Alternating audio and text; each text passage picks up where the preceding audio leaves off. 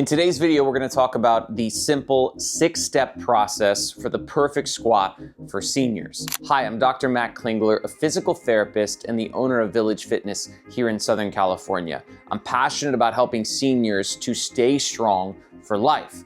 Let's get into the 6 steps for the perfect squat. Step 1, set grip and set your hands just wider than shoulder width with your thumbs on top. Step 2, set the bar. Put the bar on the back of your shoulder blades, lifting your chest. Step 3, unrack, stand up and step back. Step number 4, set your stance. Feet shoulder width, turned out to about 11 and 1 o'clock. Step 5, squat. Brace your abdominal muscles, bring your hips back.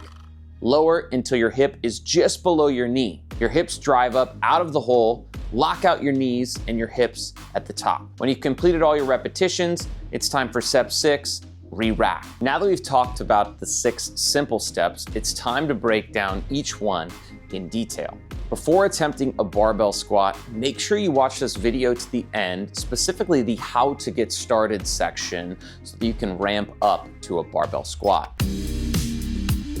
As painful as it is to make this a step, many seniors want to back in to the squat rack. This is inherently dangerous as it will require backing up after you've completed a set of squats with a large weight on your back. We also recommend using a thumb over the top grip. If you wrap your thumb under, you're gonna end up holding a lot of the weight on your thumb and your wrist. By wrapping the thumb around, it allows you to secure the bar to your back as opposed to holding the bar with your hand. A narrower grip is better for increasing the stability and the connection between the bar and the back, whereas a wider grip is better for those with shoulder mobility limitations.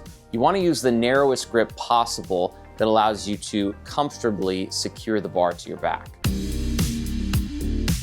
We recommend using a low bar back squat position like we talk about in this video because it allows us to more thoroughly engage the posterior chain muscles like the glutes, the hamstrings, and the adductors. As our goal with training for seniors is to use as much muscle mass over the largest amount of range of motion possible, the low bar back squat allows us to most thoroughly accomplish our objective. The low bar back squat is a more hip dominant movement, whereas the high bar back squat is a more knee dominant movement. Thus, with a high bar back squat, you're gonna use more of the quadriceps, and a low bar back squat, while it still uses the quadriceps, brings into play the hip musculature like the glutes, the hamstrings, and the adductors much better. To achieve the low bar position, the bar will rest just below the spine of the scapula. For many beginner lifters, especially seniors, mobility restrictions in the shoulder will make this position very uncomfortable or impossible to achieve. If you feel tightness in your shoulders while performing a low bar back squat, the first thing to ask yourself is it tolerable? If you can tolerate the stretch, even if it's fairly intense, simply doing this exercise repeatedly will make your shoulders more flexible.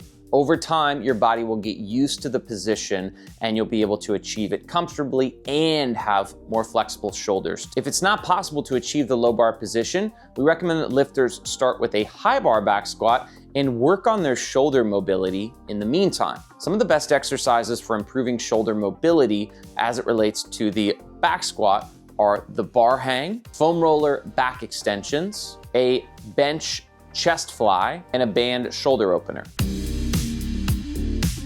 We have to make this its own step because of the crazy things we've seen lifters do. This step is in and of itself its own little mini squat and thus should be treated just like a squat rep. Once you've done the mini squat and stood up, you're gonna take one step back on each side. You don't need to take a hike around the gym. You want to avoid bent or stooped positions, split stances, and the ever-maddening lift the bar over the shoulders variation that new lifters will use with light weights. You're gonna want your feet about shoulder width apart with your toes pointed out at about 30 degrees of external rotation. This is about 1 o'clock and 11 o'clock position. This foot position has allowed the vast majority of our clients to accomplish a few things. Number 1, it opens the femurs and allows them to move past 90 degrees of hip flexion. Using a wide stance also brings into play the powerful adductor muscles and allows us to stretch them at the bottom of the lift, making more weight possible and using more muscle mass through more range of motion. Another portion of this step is to take a big inhale. This is never to be done while you're moving. Inhaling decreases the intra-abdominal pressure within the body, and it'd be like opening a soda can while under load. The contents of the can are going to come out. It's the same thing with our trunk while we're loaded. While you're moving through that squat, you want everything to be tight and rigid through the body. The only acceptable breath to be doing during a squat is either a forceful exhale or a breath hold, or Valsalva. Step number 5 is the actual squat itself.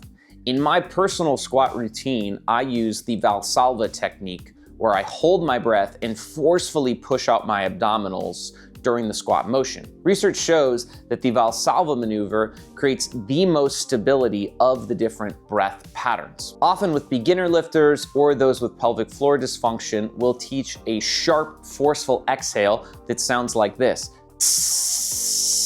One of the things it accomplishes is that it lifts and stabilizes the pelvic floor, and it lets the coach know that the client is not inhaling or doing some other funky sort of breathing pattern as they're performing the lift. At the bottom of the squat, we use the hip drive cue. This signals the lifter to push their sacrum up as they come up out of the bottom of the squat and ensures that they're not scooping and lifting with their chest as they come up. In the mainstream fitness world, lifters are often taught to barbell squat with their head and their eyes pointed up towards the ceiling.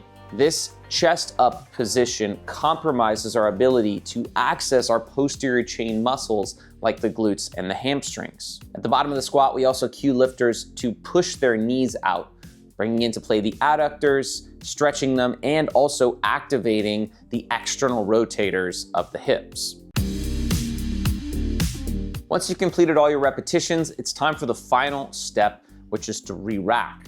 This should be performed just like the unracking step. You're gonna wanna walk the bar all the way in until it touches the uprights and then set the bar down. You're definitely gonna wanna avoid putting one side in at a time, bent or stooped positions, staggered stances, or the ever maddening lift the bar over the head to put it back in the rack. You wanna treat this just like another squat rep with care and attention. Next, let's talk about how to get started with your squat routine. To solve many problems before they start, we use a bottom-up approach to teaching clients how to squat.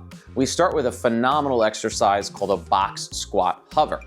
You're gonna wanna position a box that's right about knee height and take a seat on it.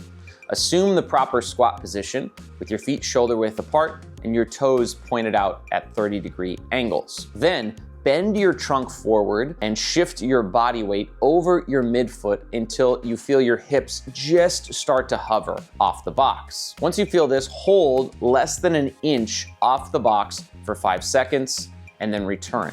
Repeat this 10 times. This is gonna help train your body to achieve the bottom position of the squat with the appropriate form and weight balance. Once you can successfully perform this 10 times, you're ready for a bodyweight squat. If you don't have the strength to perform bodyweight squats, you can always use a device like a TRX or hold on to a squat rack as you're building up your strength. Once you can successfully perform 10 bodyweight squats with the right form and the right depth, it's time to start adding load. You can start by adding small kettlebells or dumbbells and then work your way up to the point where you can do squats with about 25 pounds for 10 reps. Once you can do this successfully, you're ready to move to your first barbell back squat. We use 15-pound training bars for new clients to allow them to get started with the barbell squat with minimal load. If they don't have these in your gym, you may want to work up a little bit higher with your dumbbells or kettlebells before switching to the barbell back squat.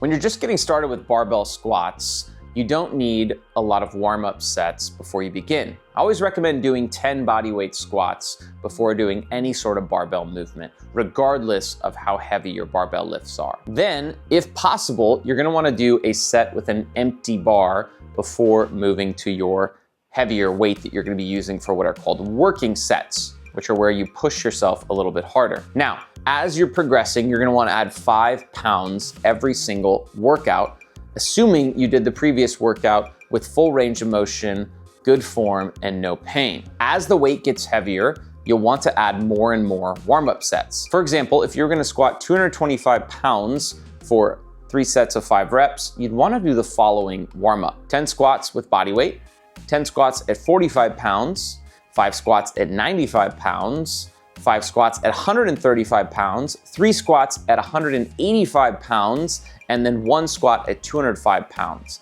That'll prepare your body and kind of ramp you up to the 225 pound 3 sets of 5 reps. Now, keep in mind that the amount of warm-up you need is very much dependent on the lifter, on your age, on your experience, on how warm it is, and on if you're dealing with any previous injuries. So you can always take extra warm-up sets if needed. If you're ever unsure about your squat form or your progression, find a good coach that you can work with to watch your form and make sure that you're progressing appropriately. Thanks for tuning in today and learning how to squat